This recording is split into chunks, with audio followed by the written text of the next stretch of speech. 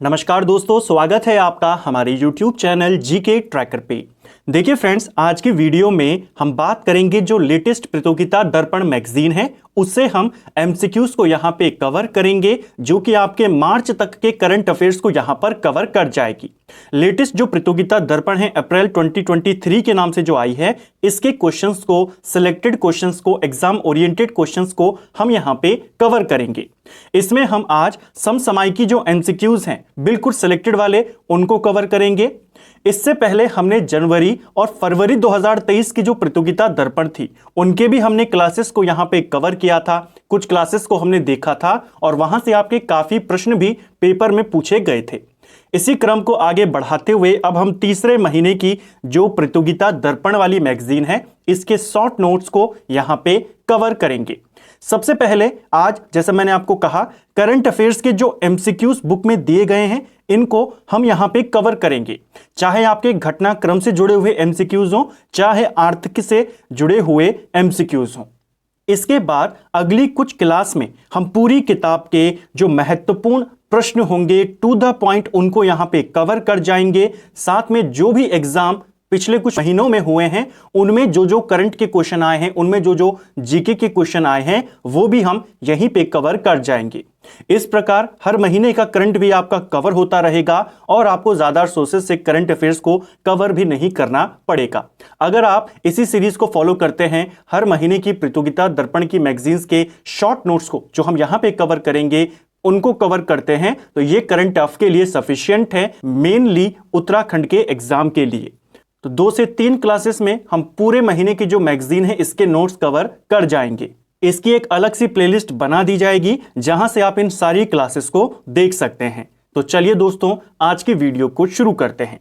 आज का हमारा पहला क्वेश्चन है स्पाई बलून, जिसे जासूसी गुब्बारा कहते हैं। ठीक है, निम्न में से किन 2 देशों के बीच तनातनी का कारण बना था? तो स्पाई बलून किन 2 देशों के बीच में विवाद का कारण बना? यह बना था अमेरिका और चाइना का।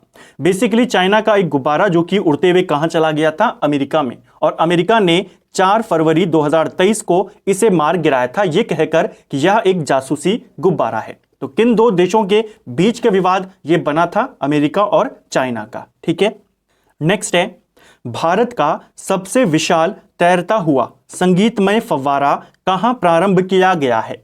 तो भारत का सबसे विशाल फ्लोटिंग म्यूजिकल फाउंटेन, इसकी शुरुआत करी गई है हैदराबाद के हुसैन सागर में। ऑप्शन ए हमारा सही उत्तर यहां पर हो जाएगा। ठीक है, अगला है, 22वें विधि आयोग का कार्यकाल किस अवधि तक बढ़ा दिया गया है?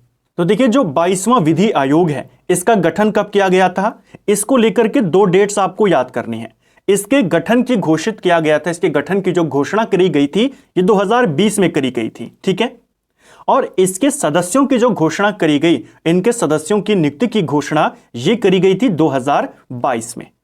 जो विधि आयोग होता है इसका कार्यकाल होता है 3 वर्ष का। अब सदस्य 2022 में आए हैं और कार्यकाल खत्म हो जाएगा 2023 में। तो ऐसा तो हो नहीं सकता था क्योंकि उनको कुछ ही समय मिलेगा, तो सरकार ने विधि आयोग का जो कार्यकाल है वो बढ़ा दिया है 31 अगस्त 2024 तक। इसको आपने याद करना है। ठीक है, पहले इनका कार्यकाल कब खत्म होना था? फरवरी 2023 में खत्म होना था, लेकिन अब 22वें विधि आयोग का कार्यकाल बढ़ा दिया है। ऐसे क्वेश्चन भी आपके बन जाते हैं। दूरसंचार सेवा प्रदाता कंपनियों में निम्नलिखित में से किस कंपनी की बाजार हिस्सेदारी वर्तमान में सबसे ज्यादा है? यानी टेलीकॉम को लेकर के क्वेश्चन है, जितनी भी मोबाइल कंपनियां हैं सबसे ज्यादा बाजार पे किसका कंट्रोल है, सबसे ज्यादा किसके सिम है, बेसिकली ये क्वेश्चन है। सबसे ज्यादा बाजार हिस्सेदारी है वर्तमान में रिलायंस जियो की। ऑप्शन बी सही आंसर होगा। अगर हम लेटेस्ट डेटा की बात करें, किस सिम की या किस कंपनी की कितने हिस्सेदारी है उसको भी देख लीजिए। जो रिलायंस जियो है पूरे बाजार में 37.14% इसका हिस्सा है। ठीक है, दूसरे नंबर पे भारतीय एयरटेल आती है जिसके पास 32.1% है, और तीसरे नंबर पे आती है वोडाफोन आइडिया जिसे हम वी कहते हैं, इसके पास 21.11% है। तो 37.14 यानी कि 37% लगभग जियो के पास है, 32% एयरटेल के और वी के पास 21%। यही 3 मेन कंपनियां हैं। बीएसएनएल की बात करें, बीएसएनएल के बाद अभी बाजार का 9.34% है। तो ये कुछ इंपॉर्टेंट दूरसंचार कंपनियां जिसको आपको पूछा जाएगा सबसे ज्यादा हिस्सा किसका है, तो रिलायंस कम्युनिकेशन को नहीं टिक करेंगे, रिलायंस जियो को टिक करेंगे, ठीक है। और दूसरे पे कौन है, दूसरे पर एयरटेल है और तीसरे पर वी है। नेक्स्ट है, पद्म पुरस्कारों के संदर्भ में निम्नलिखित में से कौन सा कथन सही है। यह एक बहुत इंपॉर्टेंट क्वेश्चन है, ऐसा क्वेश्चन बन सकता है। देखिए, पद्म पुरस्कार को लेकर के दो स्टेटमेंट है। पहला, पद्म पुरस्कार चयन समिति का अध्यक्ष भारत सरकार का गृह सचिव होता है। यह स्टेटमेंट आपका गलत है। अब अगर आपसे यही क्वेश्चन बना दे सिर्फ कि पद्म पुरस्कार चयन समिति जो होती है इसकी अध्यक्षता कौन करता है, इसकी अध्यक्षता करता है भारत सरकार के जो कैबिनेट सचिव होते हैं, ठीक है, वो करते हैं।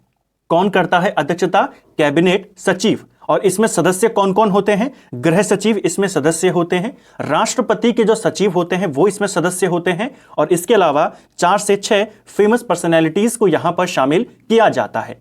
तो जो पद्म पुरस्कार चयन समिति होती है इसका अध्यक्ष गृह सचिव नहीं होता, कैबिनेट सचिव होता है। तो इसको याद करेंगे, बहुत इंपॉर्टेंट पॉइंट था। दूसरा, भारत के राष्ट्रपति किसी को दिए गए पद्म पुरस्कार को अमान्य या निरस्त कर सकते हैं। तो ये वाला स्टेटमेंट सही है। तो सेकंड वाला सही है, राष्ट्रपति के पास यह अधिकार है कि वो किसी को दिए गए पद्म पुरस्कार को अमान्य भी कर सकते हैं, निरस्त भी कर सकते हैं, वापस भी ले सकते हैं, ठीक है। कमेंट बॉक्स में बताइए 2023 में कितने व्यक्तियों को पद्म पुरस्कार दिए गए हैं। कुछ दिन पहले जो हमारी करंट अफेयर की क्लास थी, करंट अफेयर्स नंबर 13, उसमें हमने इनको देखा था। जीएसएमए गवर्नमेंट लीडर अवार्ड 2023 किस देश को प्रदान किया गया है। यह भी एक इंपॉर्टेंट क्वेश्चन है क्योंकि यह अवार्ड भारत को दिया गया है। ऑप्शन ए हमारा सही आंसर होगा। देखिए, स्पेन में पड़ता है बार्सिलोना, ठीक है। बार्सिलोना में एक सम्मेलन आयोजित किया गया जिसका नाम था मोबाइल वर्ल्ड कांग्रेस, ठीक है। मोबाइल वर्ल्ड कांग्रेस 2023 कहां आयोजित हुई, बार्सिलोना में, स्पेन में आयोजित हुई। और इसी सम्मेलन में ये जो मोबाइल वर्ल्ड कांग्रेस था, इसी में जीएसएमए गवर्नमेंट लीडर अवार्ड ये भारत को दिया गया। जीएसएमए की फुल फॉर्म की बात करें तो ग्रुप ई स्पेशल मोबाइल एसोसिएशन इसका पूरा नाम होता है।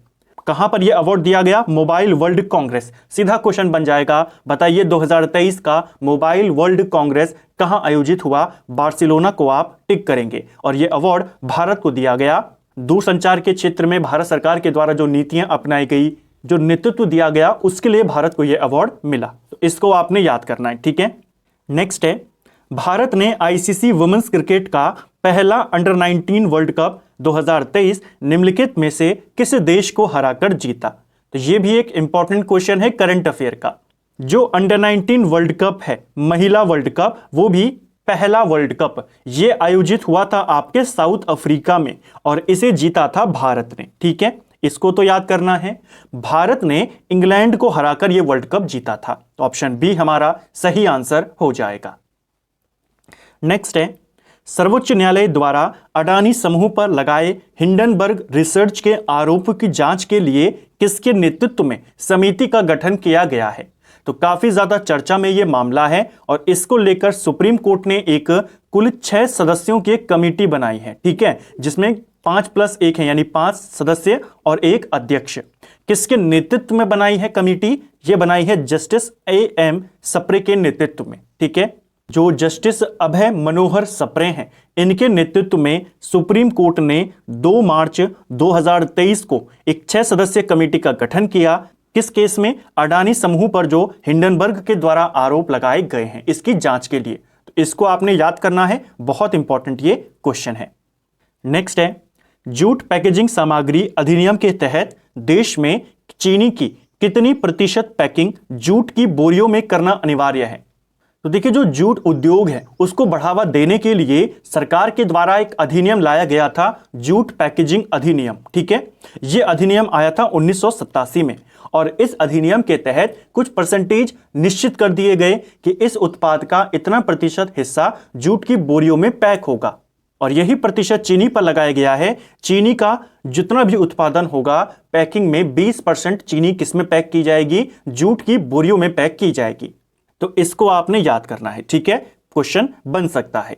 तो चीनी का कितना प्रतिशत पैकिंग जूट की बोरियों में करना अनिवार्य है 20%।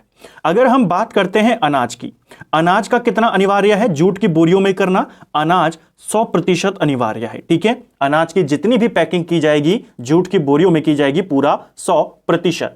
2018 तक अनाज जो था 90% अनिवार्य था जूट की बोरियों में, 2018 में इसे 100% कर दिया गया। चीनी शुरुआत से ही 20 है, अभी भी 20 है। ठीक है, भारत में चीनी मिलों में गन्ने की पेराई के लिए नया सत्र किस माह से शुरू किया जाता है या किस माह से शुरू होता है? तो गन्ने की पेराई के लिए जो नया सत्र होता है ये अक्टूबर से शुरू होता है। ठीक है, इसको भी आपने याद करना है। गन्ना फसल बोने का जो सबसे बेस्ट समय माना जाता है वो अक्टूबर से नवंबर के बीच में ही माना जाता है, इसको भी ध्यान रखेंगे। नेक्स्ट है, भारत के निम्नलिखित में से किस दूरसंचार क्षेत्र में टेली डेंसिटी सबसे कम है? जैसे जनगणना में होता है ना जनघनत्व डेंसिटी, वैसे ही यहां पर टेली डेंसिटी के बारे में पूछा गया है कि किस राज्य में सबसे कम है। देखिए, एक रिपोर्ट जारी की गई है हाल ही में जिसमें यह बताया गया है कि भारत में कुल टेलीफोन उपभोक्ता कितने हैं। क्वेश्चन बनेगा भारत में वर्तमान में टेलीफोन उपभोक्ताओं का नंबर बताइए। तो दिसंबर 2022 तक भारत में 1170.38 मिलियन टेलीफोन उपभोक्ता हैं, यानी लगभग 117 करोड़ भारत में टेलीफोन उपभोक्ता हैं। इसको आपने याद करना है। ठीक है, सीधा नंबर पूछा जा सकता है। अगर हम भारत की टेली डेंसिटी की बात करें, यह है 84.56%। ठीक है, यह पूरे भारत की है। किस राज्य में सबसे कम है? सबसे कम है बिहार में। बिहार में टेली डेंसिटी लगभग 55.18% है, यह सबसे कम है। भारत की कितनी है? 84% के करीब है। बिहार में 55 है। सबसे ज्यादा अगर पूछेगा, सबसे ज्यादा दिल्ली में है जो कि 271.97% है, सबसे ज्यादा। तो सबसे कम बिहार, सबसे कम दिल्ली टेली डेंसिटी। भारत की कितनी है और मोबाइल उपभोक्ता कितने हैं, यह नंबर भी आपको पता होना चाहिए। नेक्स्ट है, निम्नलिखित में से किस न्यायालय ने यह अभिधारित किया कि परिवार बनाने का व्यक्तिगत विकल्प एक मौलिक अधिकार है? तो परिवार बनाने का व्यक्तिगत विकल्प जो है यह एक मौलिक अधिकार है, यह कहा केरल हाईकोर्ट ने। तो ये ऑब्जर्वेशन कोर्ट की जो पूछी जा सकती है, इसको भी आपने ध्यान रखना है। ठीक है, नेक्स्ट है, बैंकों के लिए सर्वाधिक तरलता अनुपात फरवरी 2023 में कितना था? तो फरवरी के अंत में भी दोबारा से आरबीआई के द्वारा अपनी रेट्स में चेंज किया गया। रेपो रेट में उन्होंने चेंज किया। रेपो रेट पहले 6.2% थी, इसको बढ़ाकर 6.5% कर दिया गया। बाकी सारे जो रेट थे वो सेम थे। तो 4 इंपॉर्टेंट रेट होती है, 4 इंपॉर्टेंट परसेंटेज है आरबीआई की जो आपसे पूछी जाती हैं। उन्हीं में से एक है सर्वाधिक तरलता अनुपात यानी कि SLR, और ये कितना है? ये था आपका 18%। वर्तमान में भी ये इतना ही है, इसको आपने याद करना है। 3 रेट और हैं, एक तो आपने ये देख लिया। इसके अलावा हम जानते हैं रेपो रेट, ये कितना है? 6.50। एक होता है रिवर्स रेपो रेट, ये कितना है? ये आपका 3.35% है। ठीक है, ये भी परसेंट में है। और एक होता है कैश रिजर्व रेशो, ये है आपका 4.5%। इन 4 रेट को आपने याद करना है। ठीक है, SLR और CRR की अगर हम बात करते हैं, SLR क्या होता है? पैसे का ऐसा अमाउंट, ऐसा प्रतिशत जो बैंक को अपने पास रखना होता है, उसको बोला जाता है SLR। यानी अगर किसी बैंक में मान लीजिए 100 रुपए हैं तो कम से कम 18 रुपए उसे अपनी तिजोरी में रखने होंगे, चाहे वो नगद में रखे, सोने की फॉर्म में रखे, कैसे भी रखे।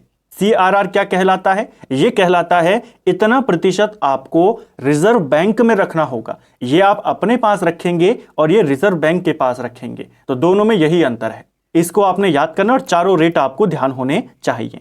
नेक्स्ट है, महिला प्रीमियर लीग के पहले संस्करण के लिए किस टीम की नीलामी से सर्वाधिक राशि BCCI को प्राप्त हुई थी? तो हाल ही में पहला महिला प्रीमियर लीग का संस्करण आयोजित किया गया और इसमें 5 टीमों ने भाग लिया था और इसका फाइनल भी हो चुका है। मुंबई इंडियंस जो वुमेन्स टीम है वो यहां पर जीती है पहला महिला प्रीमियर लीग। आपको बताना है इनमें से सबसे महंगी टीम कौन सी थी।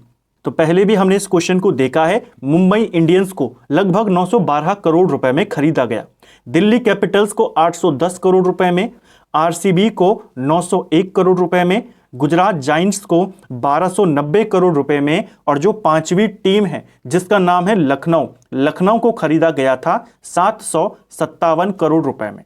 ये पांचों टीमों के रेट हो गए। अब आप बता देंगे सबसे महंगी कौन थी? गुजरात जायंट्स। अडानी स्पोर्ट्स के द्वारा इसे खरीदा गया था।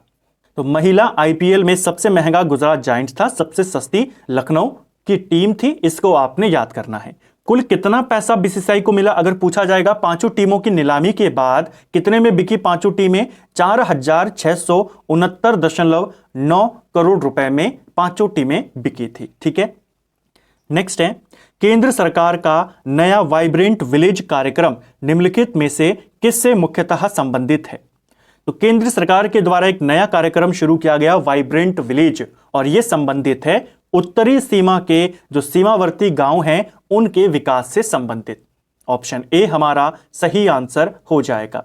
इस कार्यक्रम के बारे में जो 2023 का बजट था उसमें भी वित्त मंत्री के द्वारा बताया गया, और 15 फरवरी को इसे कैबिनेट की मंजूरी भी मिल गई। तो इसको भी आपने याद करना है। किस दिन को केंद्रीय उत्पाद शुल्क दिवस के रूप में मनाया जाता है? तो केंद्रीय उत्पाद शुल्क दिवस, सेंट्रल एक्साइज ड्यूटी, यह मनाया जाता है 24 फरवरी को। ऑप्शन डी सही उत्तर होगा। एरो इंडिया प्रदर्शनी का आयोजन फरवरी 2023 में किस शहर में हुआ था?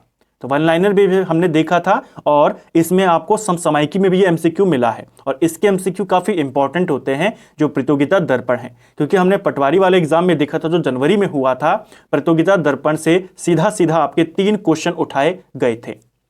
एरो इंडिया प्रदर्शनी की अगर हम बात करते हैं, इसका आयोजन बेंगलुरु में हुआ है। ठीक है, कर्नाटक में हुआ है। नेक्स्ट है, पोत निर्माण की फैक्ट्री CSL किस शहर में स्थित है? तो एक पोत निर्माण की एक फेमस फैक्ट्री है CSL, और ये आपके कोच्चि केरल में पड़ती है।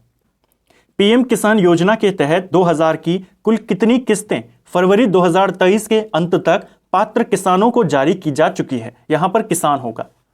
तो देखिए, एक फेमस योजना है प्रधानमंत्री किसान सम्मान निधि योजना। इसकी शुरुआत होती है 2018 दिसंबर से। पहली किस्त इसकी 2019 की शुरुआत में दी गई थी। अब तक कितनी किस्त जा चुकी हैं? लगभग 4 साल से ऊपर इसको हो चुका है। अब तक इसमें 13 किस्तें जा चुकी हैं फरवरी के अंत तक। तो इसको आपने याद करना है, क्वेश्चन बन जाता है। जो पीएम किसान निधि सम्मान योजना है, इसके तहत 2000 रुपए किसानों को दिए जाते हैं, और अब तक 13 किस्त इसकी जा चुकी हैं। ठीक है, नेक्स्ट है, समाचारों की सुर्खियों में रहा एलिफेंट पास निम्नलिखित में से किस देश में स्थित है? तो एलिफेंट दर्रा या एलिफेंट पास बहुत फेमस है, बहुत बार पेपर में आता है। यह श्रीलंका में है। ऑप्शन सी सही आंसर होगा। यहीं पर एक सैन्य अड्डा भी बनाया गया है श्रीलंका के द्वारा, इसीलिए काफी ज्यादा इंपॉर्टेंट है। ठीक है, भारत के किस भूभाग को स्किल सेल बेल्ट के रूप में जाना जाता है?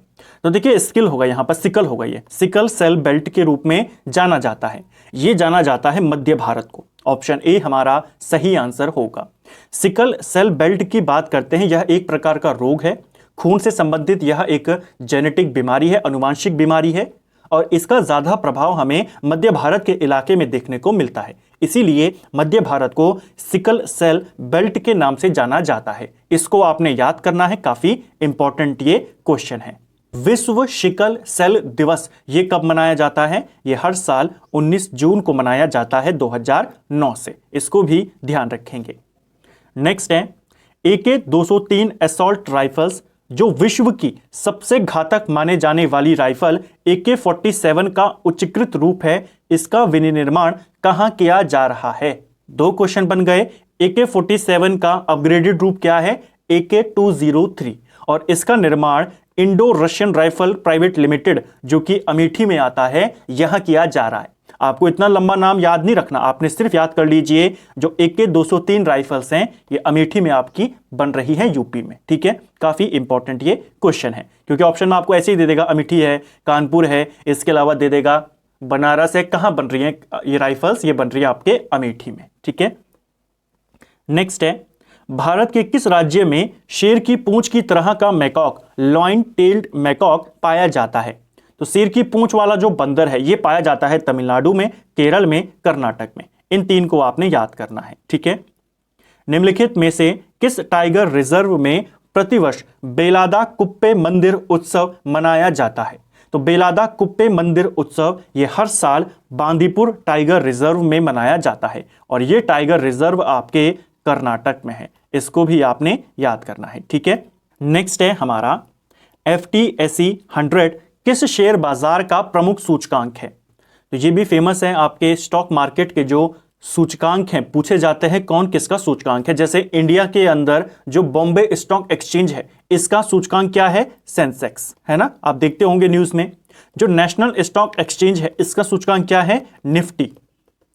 और इसी प्रकार जो FTSE 100 है ये किसका सूचकांक है? ये लंदन स्टॉक मार्केट का सूचकांक है, इसको आपने याद करना है। ठीक है, राष्ट्रीय स्टॉक एक्सचेंज की हम बात कर चुके हैं, इसका कौन है? इसका है निफ्टी। लंदन वाले का FTSE 100 है। न्यूयॉर्क स्टॉक एक्सचेंज का जो सूचकांक है वो है डो जोन्स, इसको भी आपने याद करना है। और टोक्यो वाले का क्या है? टोक्यो वाले का है निक्की। ठीक है, इंडिया में निफ्टी है, टोक्यो में निक्की है, दोनों पूछे जाते हैं कौन किसका सूचकांक है।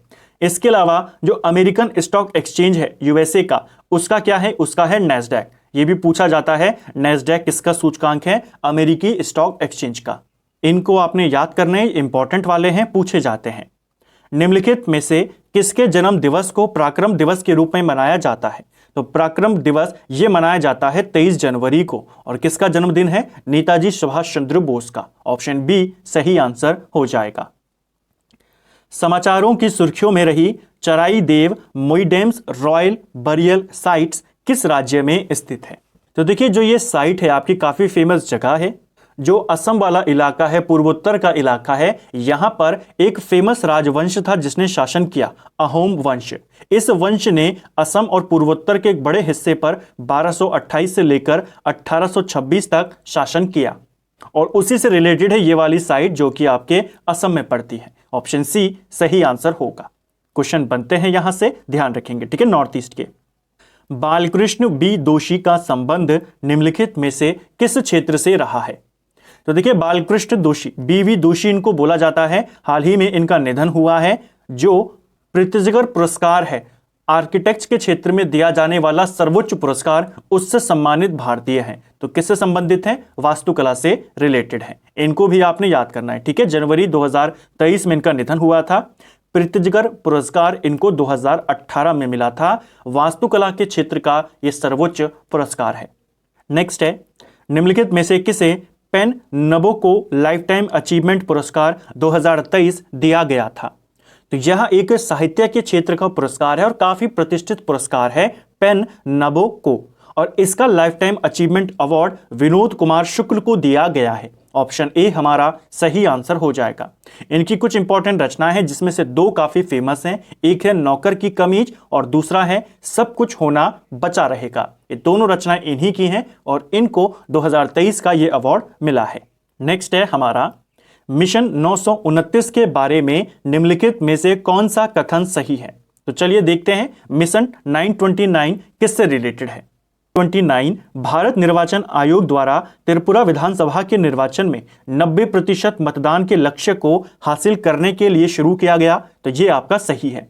दूसरा, इस मिशन के तहत त्रिपुरा के 929 मतदान स्थलों को 92% मतदान लक्ष्य हासिल करने के लिए चिन्हित किया गया, ये भी आपका सही है।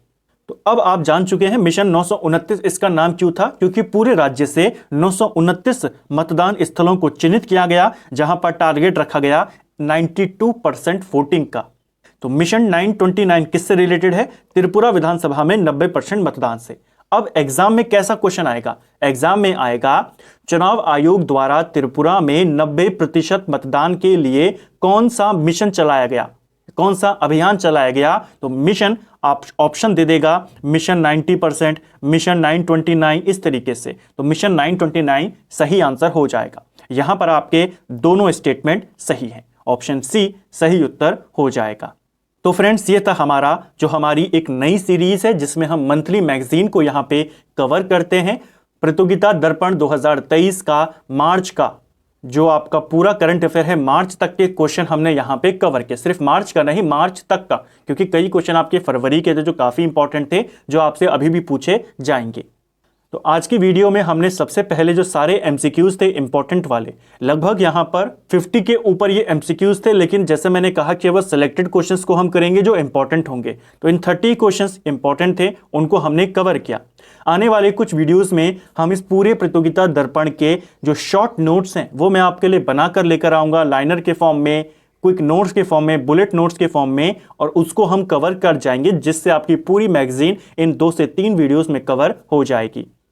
उम्मीद करता हूं आपको आज का वीडियो पसंद आया होगा। अगर आपको ये वीडियो पसंद आई है तो वीडियो को लाइक करें। अगर आप चैनल पर पहली बार आए हैं, चैनल को सब्सक्राइब करें, अपने दोस्तों के साथ शेयर करें। वीडियो कैसा लगा कमेंट बॉक्स में हमें ज़रूर बताएं, और इसी प्रकार की वीडियोस को देखने के लिए चैनल की प्लेलिस्ट को विजिट ज़रूर करें। Thank you friends.